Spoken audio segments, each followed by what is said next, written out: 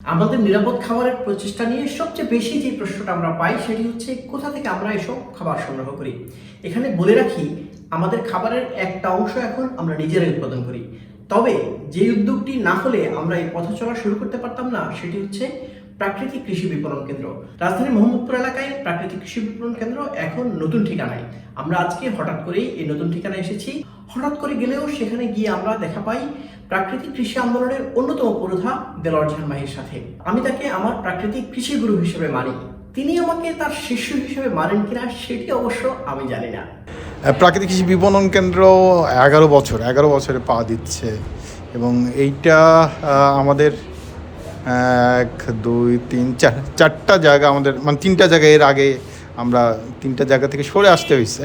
কিন্তু বাংলাদেশে প্রাকৃতিক কৃষি বিপণন কেন্দ্র আবার একটাই শাখা, এর কোনো অন্য কোনো শাখা নেই, একটাই।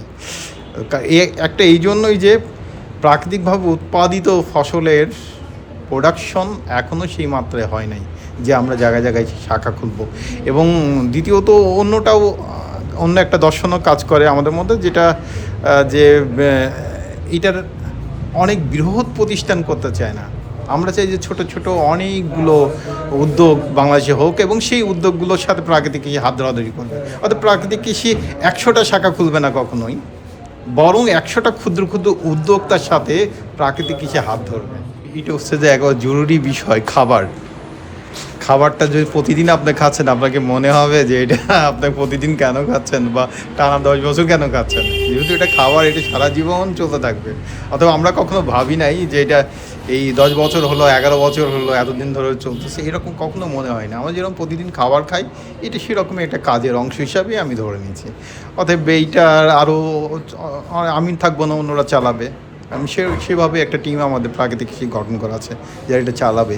কারণ এটা কোনো প্রকল্প না, এটা হচ্ছে কাজ হচ্ছে সারা জীবন করতে হয় এবং আনন্দের সাথে করতে হয়। প্রাকৃতিক কৃষি সমস্ত কাজ হচ্ছে আনন্দের, ভালো লাগার, ভালোবাসার।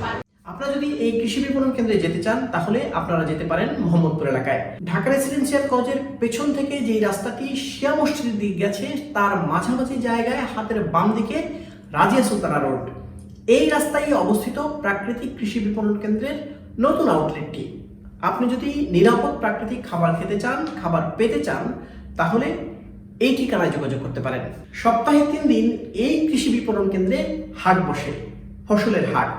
রোববার পাহাড়ি হাট, সোম এবং বৃহস্পতিবার নিয়মিত হাট। এই 3 দিন আপনারা এই কেন্দ্রে এসে ফসল দেখে শুনে তারপর নিয়ে যেতে পারবেন। রোববারের যে পাহাড়ি হাট সেটি সাধারণত হোম ডেলিভারিতে দেওয়া হয় না, তবে সোম এবং বৃহস্পতিবার যে নিয়মিত হাট বসে সেটা এই হাটের পরের দিন অর্থাৎ মঙ্গল এবং শুক্রবার হোম ডেলিভারিতে যায়। নগরীর বিভিন্ন এলাকায় হোম ডেলিভারির গাড়ি যায়। আপনারা বাসায় বসেই এই প্রাকৃতিক কৃষি বিপণন কেন্দ্র থেকে ফসল সংগ্রহ করতে পারেন, যেই ফসল নিরাপদ এবং প্রাকৃতিক উপায়ে উৎপাদন করা হয়।